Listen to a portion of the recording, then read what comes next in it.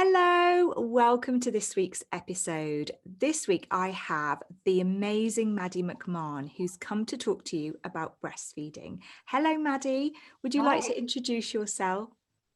Hello, my name is Maddie McMahon. I'm a birth and postnatal doula and breastfeeding counsellor, currently living in Cambridge. And how long have you been a doula and a breastfeeding counsellor? So I did my doula course at the tail end of 2003 and very quickly realised that infant feeding was a particular passion and felt a real desire and a pull to learn more. So I started my breastfeeding counsellor training 2004, qualified in 2005. Right. And who did you do that with? I did it with Breastfeeding Network in the beginning and then changed a few years ago to the Association of Breastfeeding Mothers. And at the time, ABM's chair, Pam Lacey, the late, great Pam Lacey, Oh, yes. was a doula, as you know, and a doula trainer, postnatal doula trainer. And she encouraged me to come and join ABM. And since then, actually, Pam's vision of ABM being an organisation that is really welcoming to doulas has really come to fruition. And actually, ABM are training lots and lots of doulas in the breastfeeding counselling qualification, which is wonderful. We feel very happy and at home and grateful to be there. That's amazing. Tell me why breastfeeding became something that you wanted to pursue.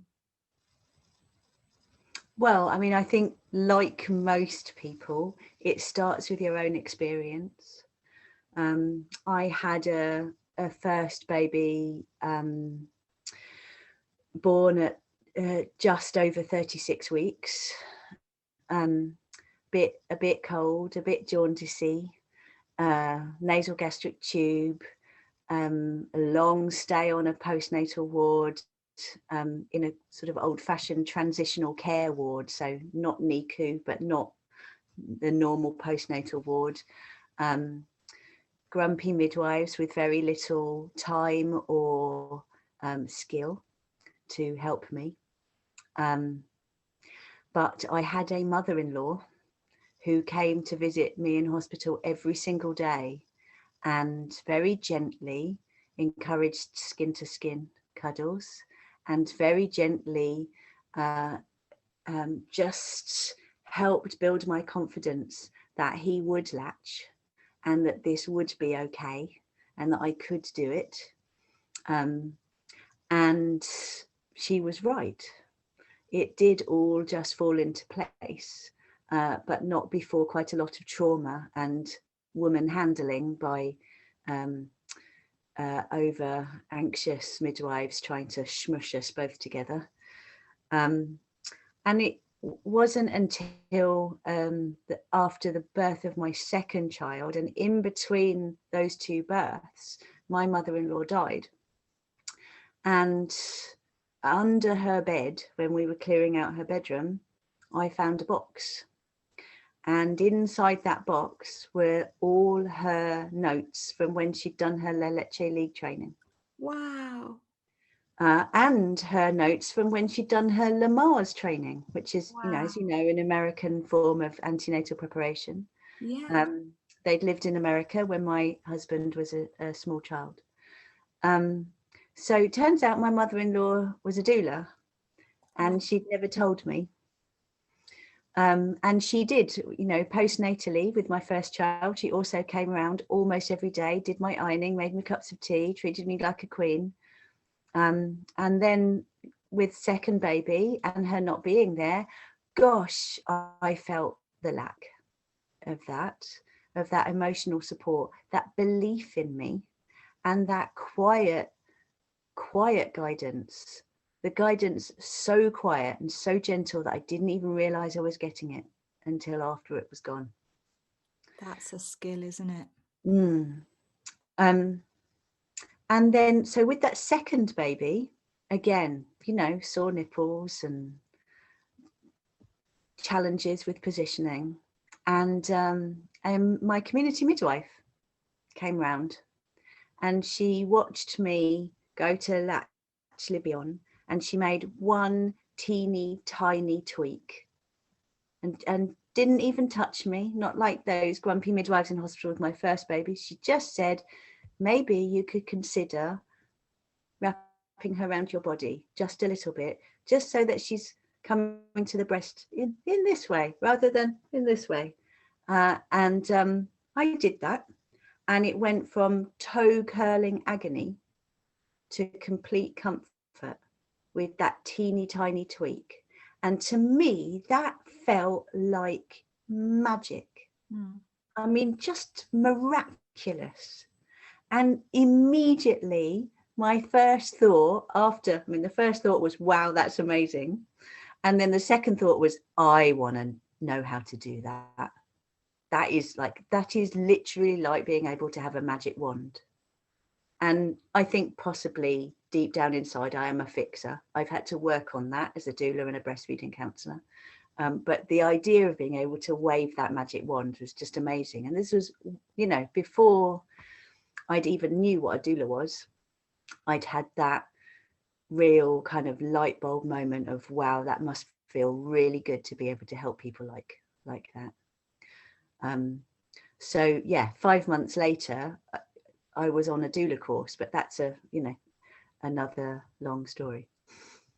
That's a great story, though. That's really interesting to hear, because I think so many families will experience and continue to experience the grabbing and pushing of their baby onto their breast. And, it's still unfortunately reasonably common that women come home with bruising around their breast area, and their babies are traumatized and don't ever establish breastfeeding. So knowing that there shouldn't be a hands-on approach, knowing that there should be a hands-off approach, and that breastfeeding can easily be successful when somebody just tells you how you might be able to attach your baby to the breast is really good for people to hear. So absolutely. And it's not just about physically hurting mums or putting the baby off because this beautiful, delicate little newborn head has been roughly handled. It's about empowering both of them to learn how to do it by themselves. yeah. And that goes for any human activity, doesn't it? We don't teach our children to ride their bikes by shoving them off it and getting it on it ourselves and saying, look, see, this is how you do it. The only way they can learn is by doing it. Yeah. We might hold the back of the seat for them for a while while they find their balance, but we don't roughly handle them or do it for them. Yeah, absolutely. So if you were pregnant right now, if you're working with a pregnant couple or a class or whomever, what would you want them to know about breastfeeding in pregnancy? Well, it starts with, just like when we're teaching people about birth, it starts with their bodily autonomy. Yes. So I want people to know that these breasts belong to them. And you're going to share them for a while with your baby if you choose to breastfeed, but nobody gets to have an opinion about what you should do with them. Nobody gets to tell you what you ought or ought not to be doing. And you are the expert in your own boobs and in your own baby. So just like preparing for labour and birth, it's about gathering the facts, thinking about your preferences in different scenarios, and gathering together your support team. The people that you trust are going to orbit around you in a therapeutic way, in a way that supports you in the moment, in the choices that you're making patiently while you make those choices and decisions. Thank you. I think it's an interesting one, anyway, talking about postnatal issues in the pregnancy, because even though you can sort of say lots of things, people don't always listen. But from the very moment that that baby is born, breastfeeding becomes, you know, their main sort of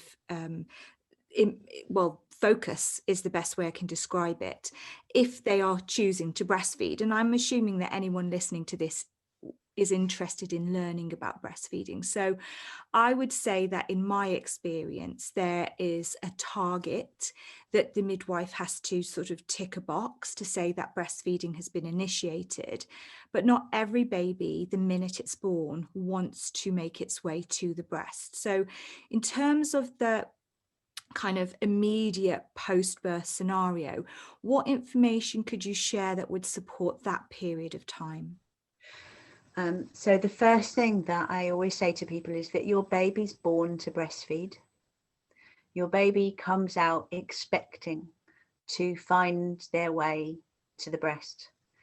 The kittens do it, the puppies do it, the baby monkeys do it, and your baby knows how to do it too.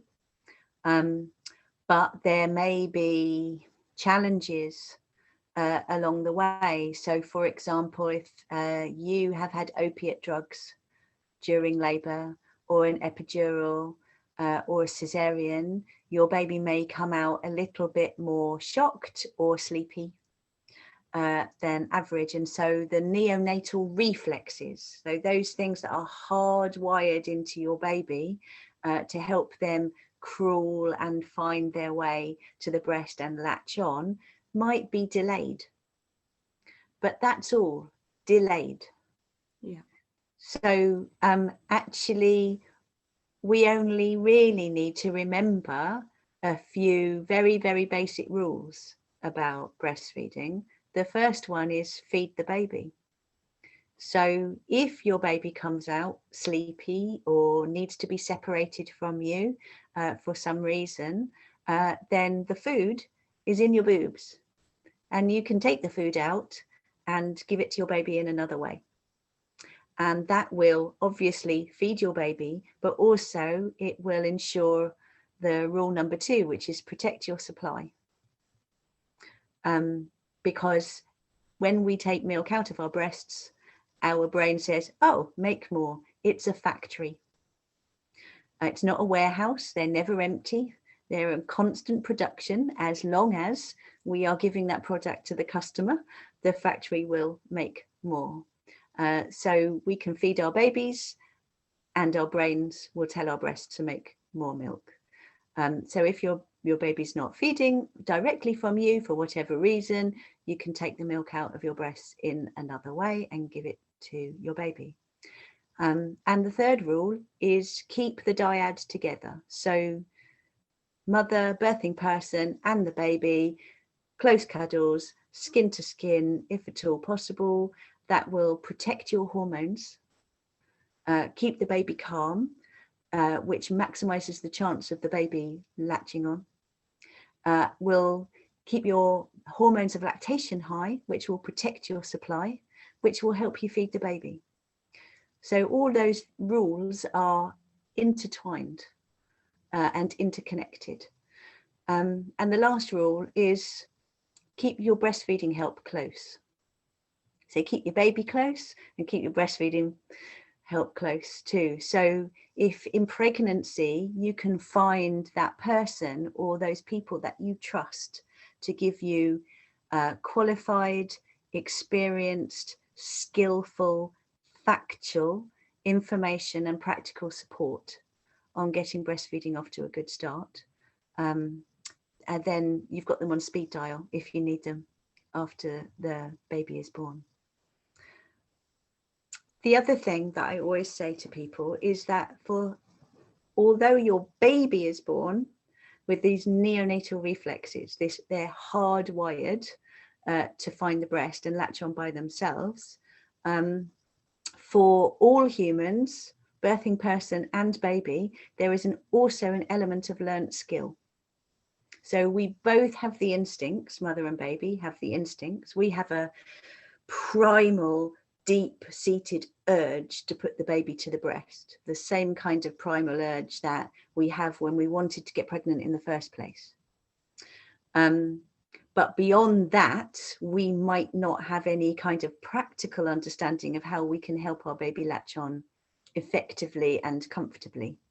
And likewise, the baby's got this, oh, that smells nice. Oh, I can see that target. That's great. I'm going to move over here and I'm going to, but then they might need a little bit of help to get themselves in a really good position to latch on deeply and comfortably. So there's an element of learned skill for human beings when it comes to breastfeeding, in the same way as our children learn to walk and talk by having those activities modeled to them by their families. We learn to breastfeed by watching other people do it. And that's the big challenge in Western countries, is that most of us come to breastfeeding having never seen it before. We might have seen it over there, like all the way over there in the park or in that cafe, but we probably kind of, you know, averted our eyes to be polite.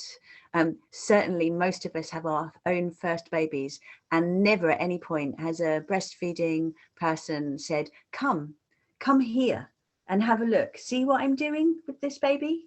See what that baby's mouth does? See where that baby's tongue is? See where those baby's lips land? Look at my boob. Yeah. Nobody's probably ever done that to us. And so we come into this big adventure clueless, absolutely clueless, and surrounded by people who say, well, it's just natural, innit? It'll just happen. Maybe, and sometimes, but if it doesn't, what tools have you got in your toolkit? Yeah, it's a really good point.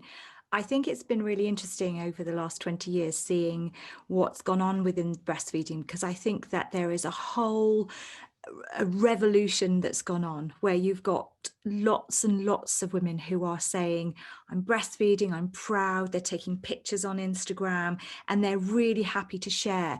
But you do still have, and I do still have, when I'm running a coffee morning, mums with big sheets over them or specifically designed devices that cover them up because they're just not comfortable. Even in another room of breastfeeding mothers, they're still not comfortable. And each to their own, you know, that has to be validated if they've got, you know, some privacy issues or whatever they want to do that for. But as sad as it is to say it, there are people out there that still make women feel bad for breastfeeding in social environments, and overcoming that, I think, for some people is really hard. But I would always say, please don't feel like you're doing anything. Your boob's definitely not on show. Anyone that can see anything is literally only seeing a tiny patch of skin typically. And look at the great clothes that people have nowadays that they can, you know, buy with zips and poppers and, you know, things that lift and go down. And, you know, I never thought about that when I was feeding, that you could have a little top on underneath and just pull one up and pull one down.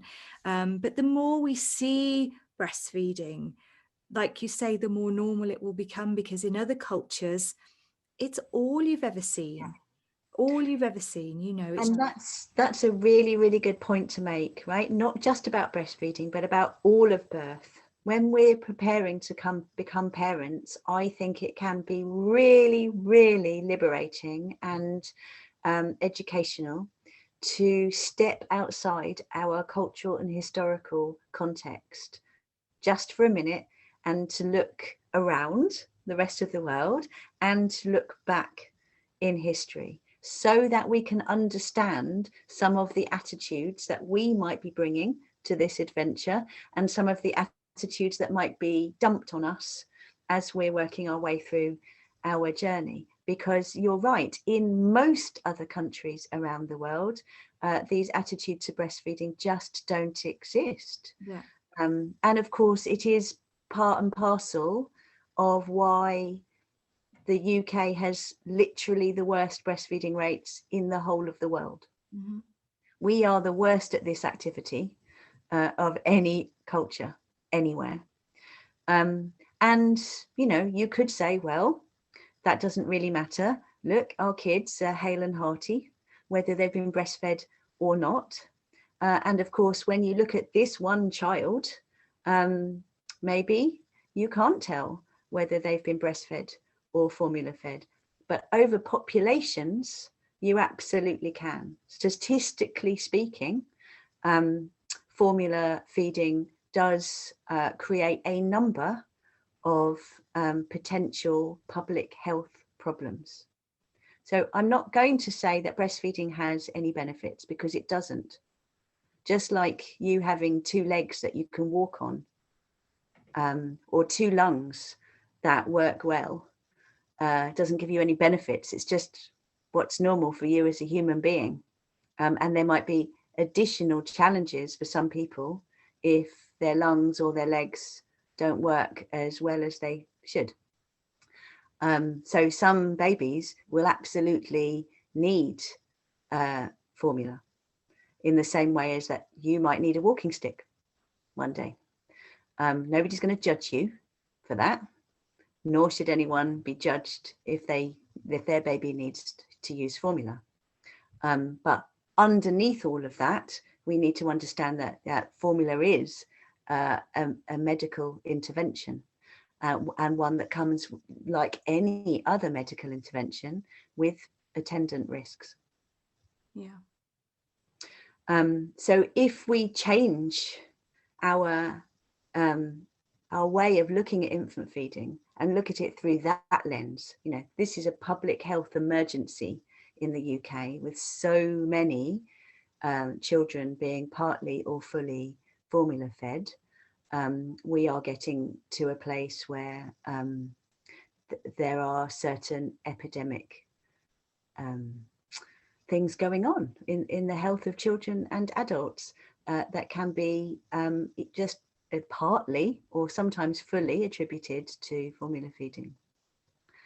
So we need to be aware of that, but also absolutely aware that individual parents get to choose how they feed their babies, and yeah, they shouldn't be judged for the way that they're bringing up their children.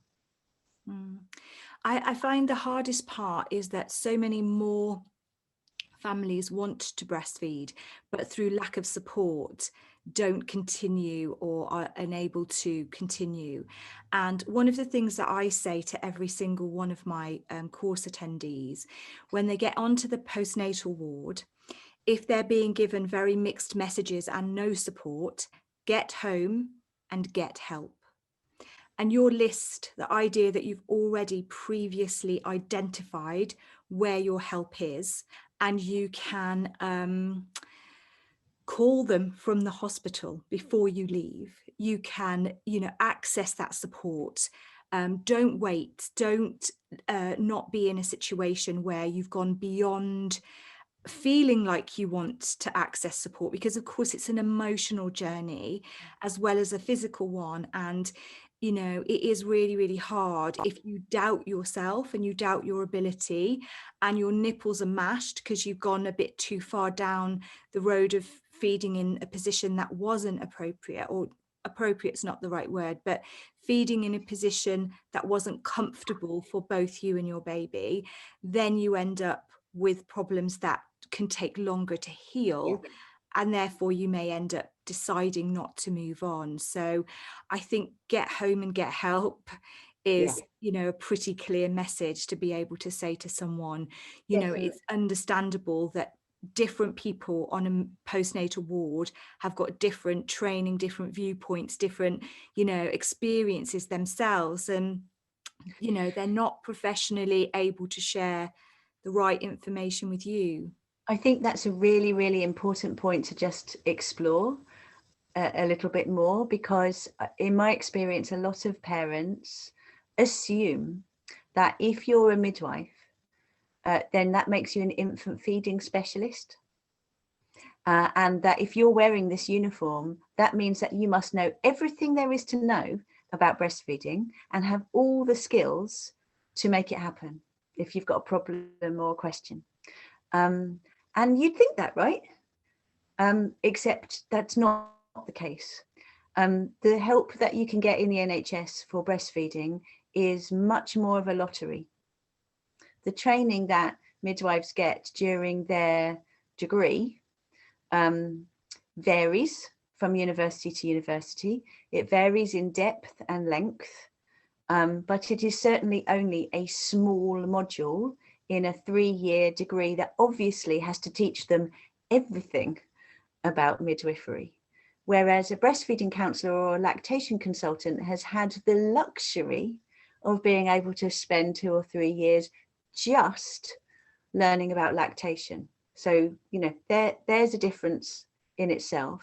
And then added to that, that midwives really, their remit is only the first 10 days odd of a baby's life. So what they do know about breastfeeding is very much about, you know, those first feeds and those first few days, literally just beyond kind of, you know, mature milk building in volume. Whereas a lactation specialist, we have to learn about breastfeeding for a year and beyond, and all of the challenges and things that can come up. And then we have had to debrief our own experiences.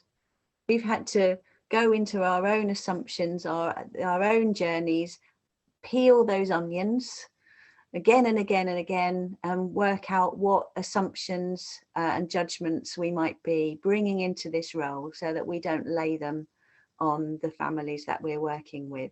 But most midwives haven't been required to do that. So as you said, there are midwives on wards who formula fed their babies and obviously have gorgeous, beautiful, healthy children and are laying that on people in the wards who are desperately trying to initiate breastfeeding. And there are people, midwives, who've had a really, really tough time. And so their empathy quite understandably comes out, and they'll say things like, you don't need to be a martyr, you know. You know, you don't have to carry on with this suffering. You can, I'll get you a bottle, because their poor broken hearts are lying splattered all over the postnatal ward.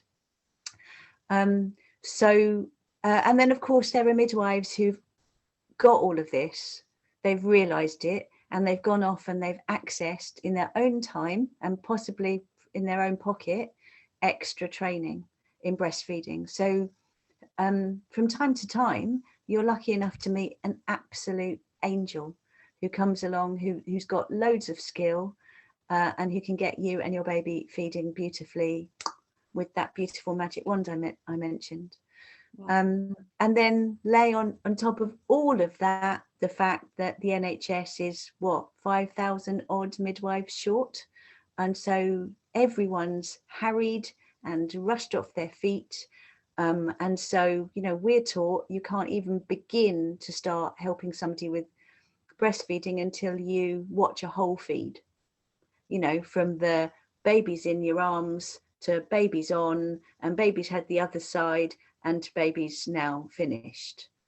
That's going to give us all the clues that we might need to get, you know, to be detectives and get to the heart of what might be going on for this dyad.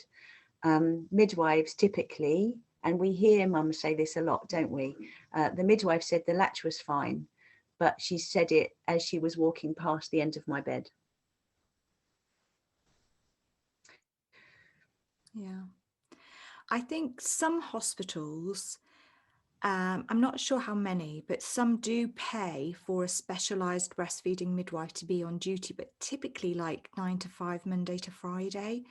So if you fall outside of that window, or it's a particularly busy unit and she doesn't get round to you and you're several feeds beyond that and you've already, you know, done some, you're experiencing some pain and you've kind of not sure what's going on and you're hurting yourself. Is that the correct thing to say, hurting yourself? I don't know if that would be what you are hurting. Yeah. Yeah. You know, there are lots of reasons why we might have sore nipples. Yeah. But the most common reason is that the baby isn't latched quite as deeply and effectively as need be. So the sooner you get someone to identify that, the sooner you will move on from, you know, that issue, which will, you know, no longer be an issue, because That's right. you won't hurt yourself. Yeah, no, absolutely. What I will say is that all breastfeeding counsellors are trained to be able to give effective breastfeeding support over the phone without even being able to see you. And I am well aware that it's really difficult for a lot of parents to get their heads around how that might be possible. And it does take a long time for us to learn how to ask questions so that we can get a visual image in our mind's eye of how you're holding the baby and what's going on, and to use our words to describe how you might hold your baby and bring your baby to the breast so that they can latch in a comfortable way. And if they're latched in a comfortable way, they're going to get lots of milk. So we can do that over the phone. So actually one of the most powerful things that parents can do when they're packing their hospital bag is to pack those 5 helpline numbers. Yes. There are 5 numbers, one for each of the national charities: Breastfeeding Network, Association of Breastfeeding Mothers, NCT, and Leche League. And then there's a national breastfeeding helpline that is staffed by Association of Breastfeeding Mothers and Breastfeeding Network counsellors. I'll put the links in the show notes for everybody. Fabulous. Yeah, I think that's really, really important, and to access that support before they get home.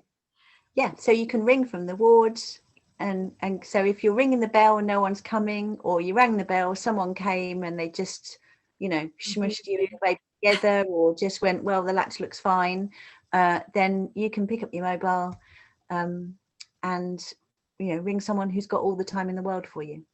I find that the confusion is the hardest part, because they don't know who to believe, because one person says one thing and another says another, and they just really want a consistent voice that makes them feel safe and secure, that helps them to know that they're doing everything in their power, because I think that, you know, that's the most important thing, isn't it, to keep their confidence levels going. Absolutely. So I think, you know, one of the things that I often say to my clients is that if someone says to you, don't listen to them, whoever that is, even if me as the doula, like if I accidentally said that, I want you to tell me off. Yes. Because it's not about conflicting advice. Conflicting advice results in cognitive dissonance, so that you freeze and you don't know who to listen to or what to do. And so you end up doing nothing. So our role as doulas, as breastfeeding supporters, is to ideally build trust and support our clients to have therapeutic, trusting relationships with their midwives and their health visitors. So we want to point out what they've done well as maybe as well, you know, that might be right for some people, but maybe you're not feeling like that was supportive suggestion for you. Because at the end of the day, it's the person doing the breastfeeding who's going to know who to listen to. They are going to make their own decisions. Yeah, absolutely. One of the things that I think is really important to cover is that no matter where you give birth, home, hospital, midwife-led unit, after several days when you get home, if you haven't experienced any issues at that point, you can still then go on to experience issues. So when your milk comes in, which can be any time between day 2 and day 5, typically, mostly day 3 to 4-ish, would you say? Yeah. You know, what would you look out for? What should new parents look out for if they're concerned that actually, even though they had a couple of really great days and, you know, colostrum and breastfeeding was going well, but now things are sort of starting to go a bit the wrong way? So you're absolutely right. The first kind of big drop off in the statistics of breastfeeding, you know, success is day 3. So the NHS will often laud their high initiation rates of, you know, like this hospital's got an initiation rate of 90-something%. Initiation means a lick of a nipple after birth. But actually, personally, I'm much more interested in how many people are breastfeeding their babies after 6 weeks. And day 3 is the first kind of drop on the graph.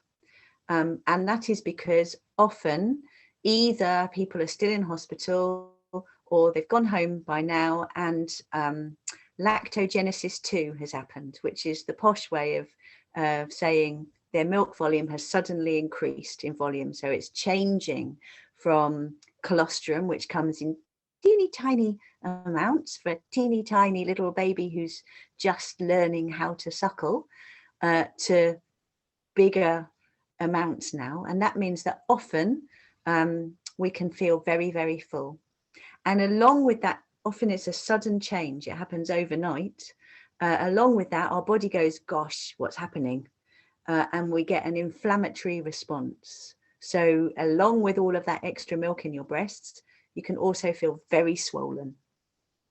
And that's what we call engorgement. And it can make the breast go from feeling like a nice, soft, spongy texture to a football. So imagine that you've been sucking on a sponge, and that's quite nice and comforting and easy. And now all of a sudden, someone's asking you to take a great big mouthful of football. It will be impossible, or it will feel very, very difficult. Typically, if the engorgement is quite bad, the mother's nipple goes from nice and perky to flat. So that's making it even harder for the baby to get a purchase on the breast. The mother's feeling full and achy and pulsating. The baby's crying because they can't get on. Everyone's getting very hot and sweaty and emotional.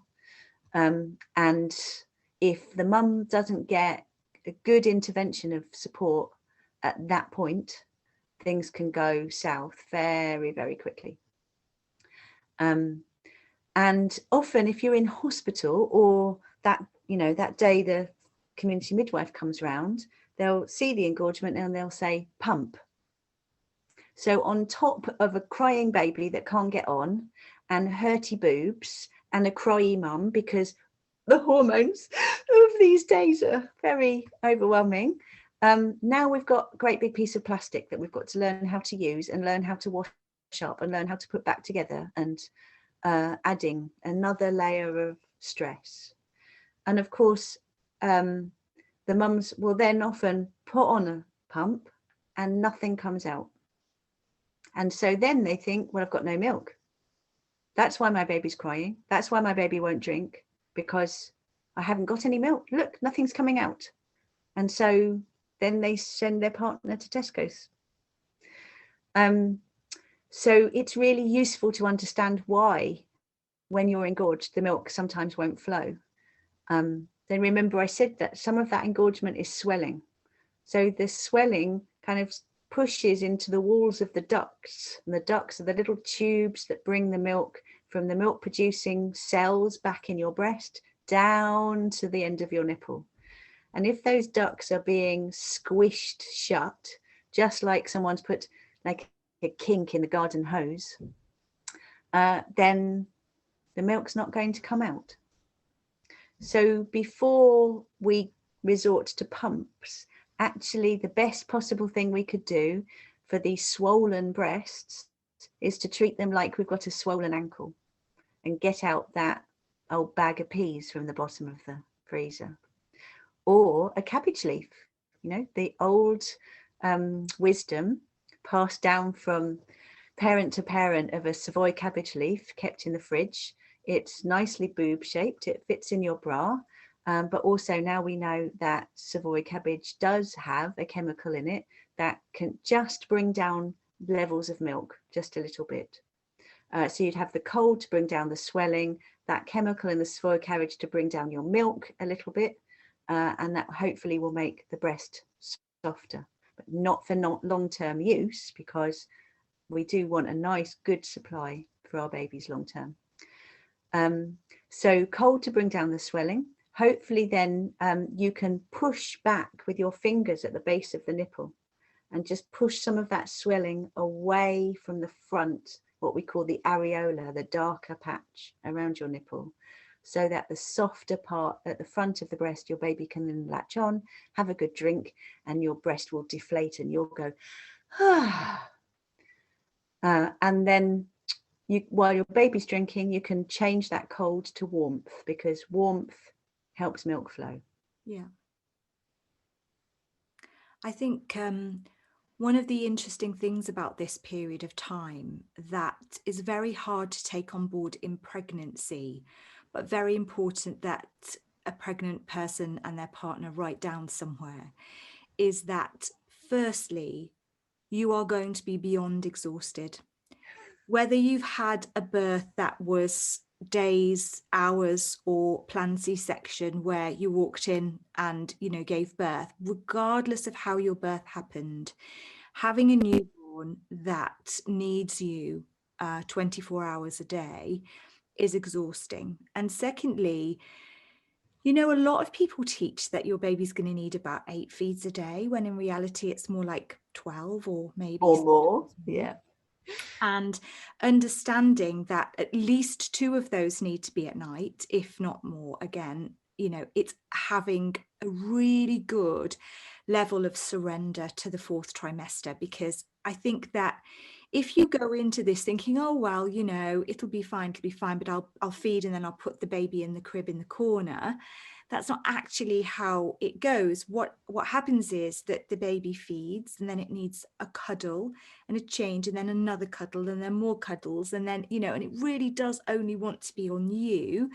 And so then it's back to feeding again. And so if you just take on board in pregnancy what the 4th trimester looks like and the wants and needs of a newborn, and how actually 12 or more feeds a day is really positive rather than thinking of it as being a negative thing, when you're in that zone and your boobs are swollen and, you know, you just feel absolutely exhausted and you're crying for no reason because your hormones are kicking in big time and all of this is going on, this is a point when often well-meaning relatives, partners, parents, friends will say, don't carry on, because this is, look at you, you're having too hard of a time here. Why would you want to put yourself through this? And in my experience, honestly, over 20 years, I see more trauma from breastfeeding than I do from birth. Same. I see more women with regrets who turn around years later and say, I really feel like they let me down. Those people in my life, my partner, my mother, my friend, they let me down because they said to me, it's in, you know, it's for you. Let's make it better for you. And actually that wasn't what I wanted. And I went on to see all of the other people from my course getting support and carried on breastfeeding. And I was the one that stopped before my time. And that's heartbreaking. Absolutely. No I absolutely agree with you. I do a lot of work with people who are suffering from breastfeeding grief and trauma. Yeah. It's definitely a thing. I think in the last 20 years, we have come to understand that birth trauma is a thing. Understand, you know, awareness, consciousness of it has grown exponentially over the last few years, and there's a lot more help and support out there for people with birth trauma and PTSD. But the awareness of the fact that we can have huge feelings of grief around breastfeeding is very, very unknown still and hidden. But if you think about what I said earlier, that it's a primal urge to put the baby to the breast. Not all women have that, but for most of us, it is encoded into our DNA. Have a baby, put it to the breast. And so when we can't, then we are going to have feelings of grief around that, in the same way that people have grief when they can't get pregnant. Again, that's accepted. Society understands the dreadful grief and sense of, you know, loss that comes with not being able to have a baby. But we don't understand that we can have the same feelings of loss if we can't feed our babies. So, and that is a grief. And I think a lot of people don't know what those feelings are. And so they morph into anger, into a, well, you see, look at my child's fine, he's on bottles now. Those people, they pressurize me into breastfeeding, blinking nipple Nazis. But that actually is because they don't really, they haven't got the awareness that it is grief. And it is grief because when we stop breastfeeding, especially quickly, those hormones of lactation are hormones that typically make us feel quite blissed out and relaxed. Even if we've got sore nipples or other stresses going on, prolactin and oxytocin are feel-good hormones. And when those hormones drop quickly, then our primal brain, the limbic system, assumes that our baby has died and gives us a grief response, because, you know, our primal brain doesn't know that bottles and formula have been invented. It's still, you know, prehistoric. So it is a grief response we get when we stop breastfeeding very, very quickly. And those feelings can stay with us for a lifetime.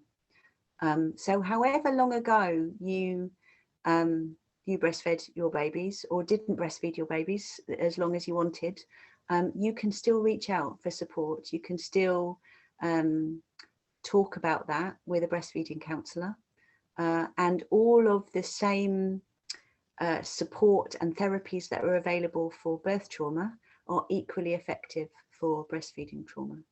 Thank you. I mean, I think one of the things that's fair to say is that no one judges a woman for stopping breastfeeding like she judges herself. Yeah, exactly. You know, that's the hard part to take on board. So if anyone's listening to this now and they are the partner, the spouse, the family member of someone who's about to have a baby, what would you say to them about how to adequately support a pregnant person to go through their breastfeeding journey in their way, in their own time, and to only end it when they're ready? Like, what advice would you give? Well, firstly, I would say that if they have been following you and they've been learning about how they can support their partner through labour and birth, then I would say that you've already got a lot of the tools that you need. You have internalized the understanding that you are an oxytocin factory for your partner, that all of the amazing technology out there that is supposed to be able to help us have our babies, you are more powerful than all of those. And that comes to is the same with breastfeeding. So it can feel like, just like in the birth room, that you haven't got a role and that somehow you're a spare wheel. But when you know that your partner needs your love and your unconditional support and your words of affirmation and your praise, and when you understand what an enormous difference it makes when you are unconditionally supported by your lover, and how well the oxytocin flows when that is happening, then you understand your power as a partner. I think a lot of partners feel like, well, I can't feed the baby, so how can I help? So obviously on a practical level, oh yes you can, because you can do everything else. You can change those nappies, you can bathe the baby, you can hold the baby while your partner has a nap, you can take the baby for a walk, you can do all of these things. And of course you can care for the breastfeeding parent. You can make sure that they are eating and they are having a shower, because you said a word earlier that I always find really, really interesting. You said surrender to the fourth trimester. And I absolutely get what you mean by that. But also, surrender doesn't mean being a martyr. That birthing person, that breastfeeding parent, doesn't have to be a martyr. They matter too. So their primary needs need to be catered for. So making sure that they are fully hydrated and fed, that they get time to lounge in a bath from time to time and go outside and put their feet on the ground and lift their face to the sun, and that they have willing arms for the baby. Yes. so that they can center themselves in between those very frequent feeds, and to have somebody who cares and who's been interested enough to actually listen to some facts about breastfeeding, so that when you're hormonal and not rational and knackered, and you're thinking, well, why are you feeding again? You only did it 15 minutes ago. Yeah. Or why can't I put you down? To have that more rational parent say, do you remember what Sally said? She said that at this time of the day, the baby's probably going to feed a lot. And that it's not just because the baby's hungry. You've got enough milk. Remember, we've changed about 7 nappies today. It's because your baby's tired and your milk is coming in lower volume, higher fat now at this time of day. So your baby's just going to want extra reassurance and lots of creamy milk to tank up before the night hours. And then you're going to go, oh yeah, I remember she said that. Yeah, okay. Can you get me another chocolate biscuit and a cup of tea? And everything calms down. So actually partners have a really key role, and that's why in the breastfeeding world we talk about breastfeeding families, because this is a family activity. Everybody needs to orbit around that breastfeeding parent, that lactating parent, in a way that is conducive to the breastfeeding relationship and not undermining. Just like they do in other cultures. Yeah, absolutely. If you go, to some countries, they will say, wow, that child's going to grow up big and strong. Or keep going, mama, when you walk down the street with your baby latched on. Yeah.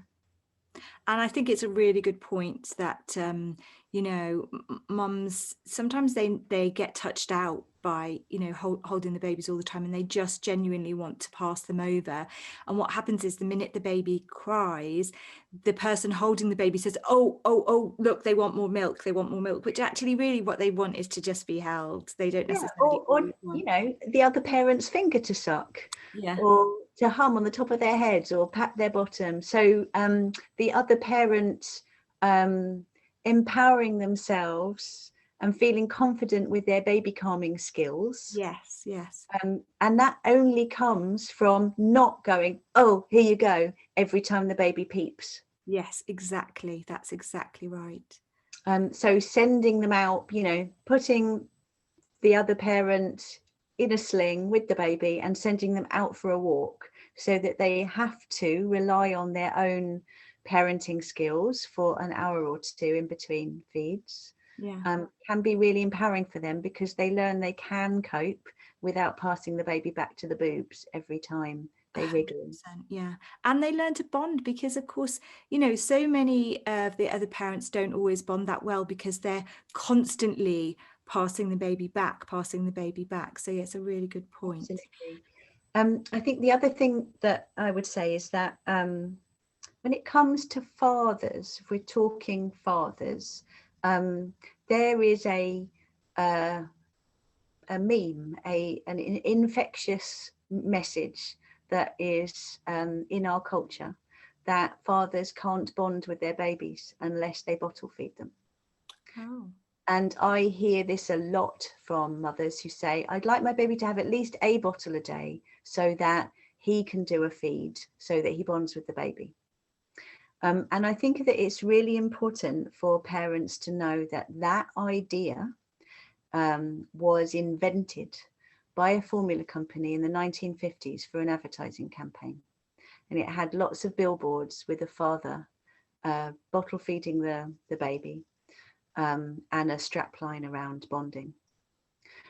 Before that time, there was no idea that fathers couldn't bond with their babies unless they fed them.